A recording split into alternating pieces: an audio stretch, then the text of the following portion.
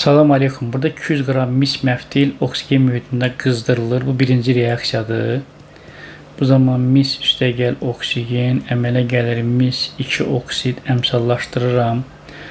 Bu zaman mis məftilin üzəri qara rəngli X maddəsi ilə örtülür. Yəni bu söhbət mis 2 oksidin əmələ gəlməsindən gedir. Və qaralmış məftilin kütləsini tərəzidə çəkdikdə götürülmüş məftilin kütləsinin 8% artdığı müşahidə olunur. Yəni məftil 200 qram idi.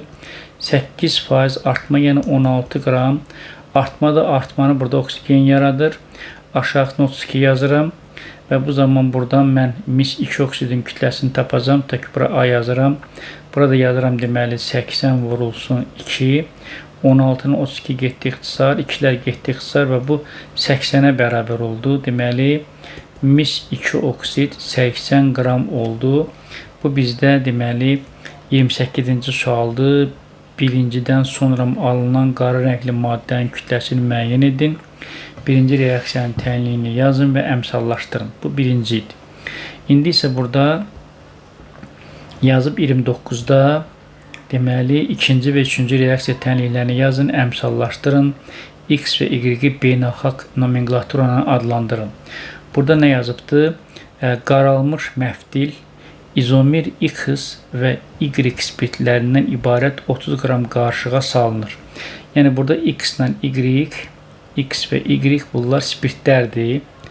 Həmçinin izomer spirtlərdir və bunlar mis 2 oksidlə reaksiya gedir. Mis 2 oksidlə deməli X reaksiya daxil olan, yəni spirt daxil olan reaksiya. Buradan təbii ki mis alınır, su alınır. Ola bilər buradan aldehid alınsın.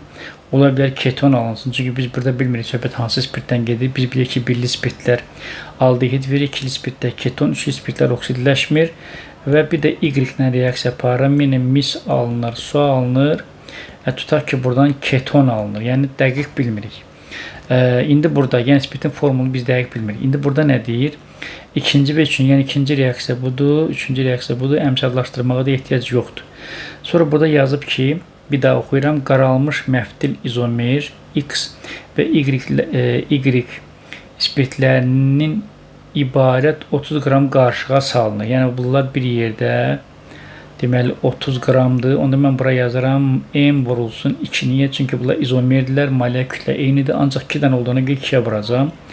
Və təbii ki bu zaman 8 qram məftildə azalma olur. Yəni ki təbii ki azalma nəyə aiddir? Baxın bayaqlara mis 2 oksid idi, indi misdir.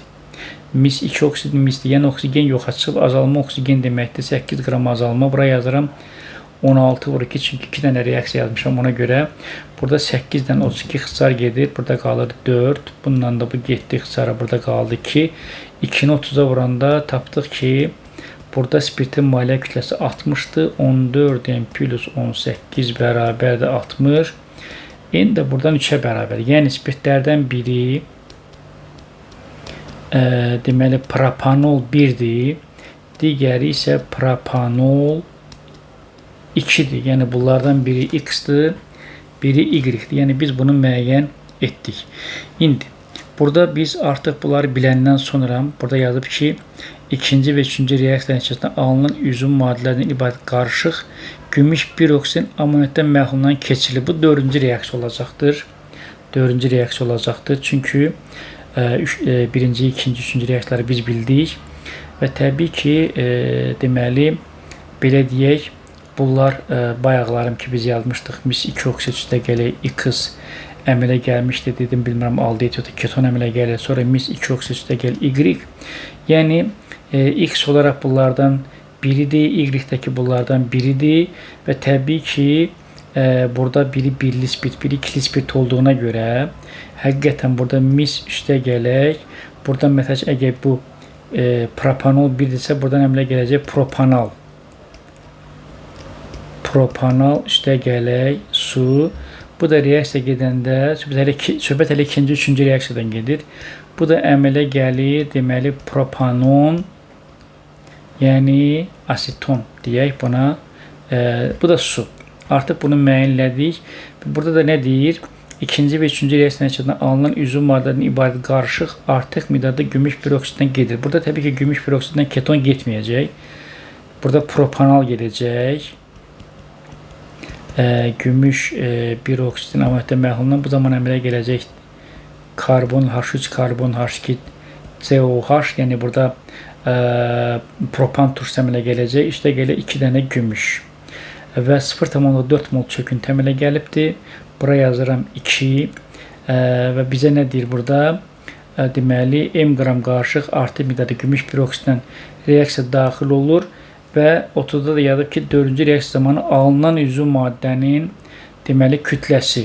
Üzüm maddə budur, bu alınıbdır və bunun kütləsi neçə olacaqdır? Bu deməli 74-dür bunun maliyyə kütləsi. 74-ü vururuq deməli 0,4-ə bölürük 2-yə. Bu 14,8 eləyəcək. Reaksiya daxil olmayan üzüm maddədir ki, bayaq dedim, deməli keton olacaqdır. Yəni ki, 30-cu sualın cavabını da biz müəyyən etdik.